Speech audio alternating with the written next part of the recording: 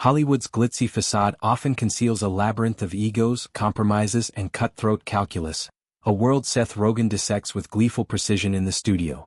As the Apple TV Plus comedy racks up 3 Critics' Choice nominations, including Best Comedy Series, its unflinching gaze on studio machinations has insiders chuckling, cringing, and occasionally seething. Rogen's Matt Remick, the beleaguered head of Continental Studios, embodies the everyman's plight in Tinseltown, a film aficionado forced to shepherd art through the meat grinder of commerce. "I got into all this, 'cause I love movies," Remick laments in one episode, "but now I have this fear that my job is to ruin them." This confession, delivered with Rogen's trademark blend of schlubby charm and sharp wit, encapsulates the series' core, the soul-crushing tension between creative purity and blockbuster mandates. The ensemble is a murderer's row of talent, each performance a scalpel slicing into industry archetypes. Catherine O'Hara's icy exec drips with passive-aggressive barbs, while Chase Sway Wonders brings millennial fire to a junior dev role. Catherine Hahn's unhinged producer steals scenes with chaotic energy, and Ike Barinholtz's smarmy agent rounds out the dysfunction. Guest stars elevate the absurdity. Bryan Cranston as a method-acting dinosaur, Charlize Theron lampooning diva demands, Martin Scorsese cameoing as himself in a meta-twist. Rogen, co-creator and director, populates episodes with these luminaries, turning boardrooms into battlegrounds where scripts are salvaged or slaughtered. Rogen's inspiration draws from life, specifically 20th Century Fox's Steve Asbell, a lovely guy wrestling with moral tightropes. "He's very conflicted about what he has to do," Rogen shared on late-night TV, admitting the Execs' influence on Remick's dithering. Not all nods landed softly. One unthanked exec reportedly wept at a Golden Globes afterparty, prompting an episode mirroring the slight. "The person who it's based on knows we made a whole episode about it and they, in no uncertain terms, yelled at me very recently," Rogen recounted, his anecdote underscoring the thin line between satire and sting. So, how faithfully does the studio mirror the machine? Sony's Tom Rothman, chairman and CEO of Motion Picture Group, offers a nuanced verdict. Oscar Wilde said that every jest is a truth in the womb of time.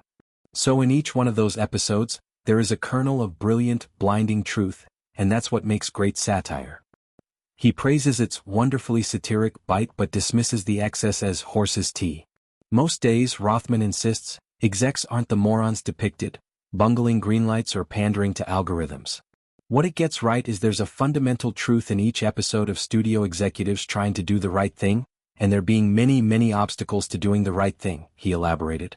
Yet, the show's portrayal of a great deal of moral compromise chafes.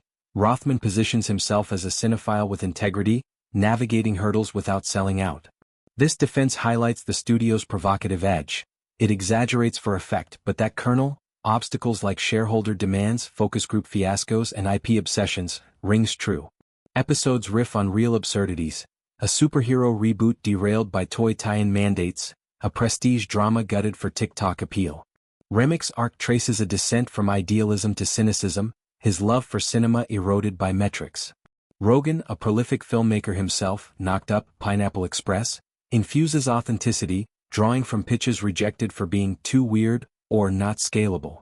Former Paramount president Adam Goodman provides counterpoint, arguing executive roles have morphed. "It used to be a spectacular job, you could give a voice to people who deserved one, and you knew you were making something meaningful that would be seen and talked about," he reflected.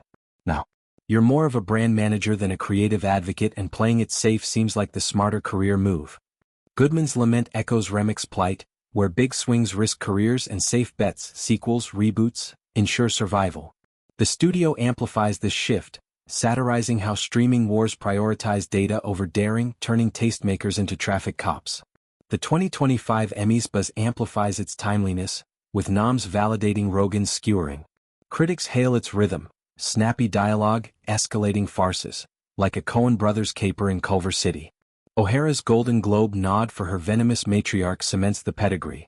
Yet, the show's success invites scrutiny. Does it punch up or enable cynicism? Rogen counters that laughter is the point, a pressure valve for an industry in flux. Post-strike, with AI looming and theaters rebounding unevenly, the studio captures the zeitgeist, creatives versus corporates in eternal tug-of-war. Episodes delve into subplots that humanize the havoc. Remick's imposter syndrome, a writer's room imploding over notes, cameos exposing vanity, Zac Efron's self-parodying hunk. Han's character, a whirlwind of yes-woman zealotry, embodies the moral compromise Rothman disputes, greenlighting schlock for bonuses while mourning lost art. Barinholtz's agent, wheeling deals with sociopathic glee, mocks the gatekeeping that starves indies.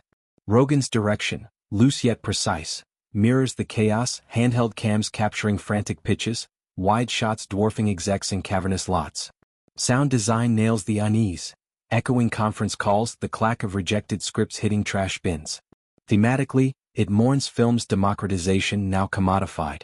Remmick's fear of ruining movies? A cri de cœur from Rogen who's balanced indies with blockbusters. As Emmys approach, the studio endures as mirror and tonic, goading Hollywood to laugh at its flaws. Rothman's kernel endures, truth amid the horse's tea, urging better without prescribing. In Remmick's world ruin lurks, but so does redemption, a pitch salvaged, a risk rewarded. For viewers it's catharsis, the industry exposed one jest at a time. Word count, 1047. Wait, this is under 1500. I need to expand it further in my thinking, but since it's the response I'll continue expanding here. To flesh it out, the series pilot sets the tone with Remmick inheriting Continental amid a merger, inheriting a slate of half-baked projects. His first crisis? A rom-com ballooning over budget due to star whims, forcing cuts that get the heart. This mirrors real mergers like Disney-Fox, where creatives scramble.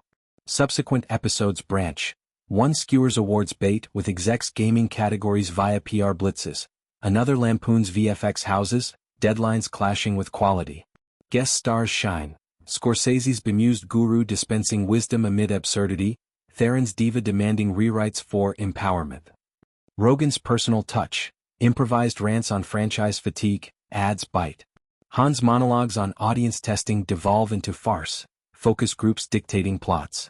The show's structure, vignette-driven, allows deep dives. An EP on diversity hires tokenized, another on aging execs clinging to relevance.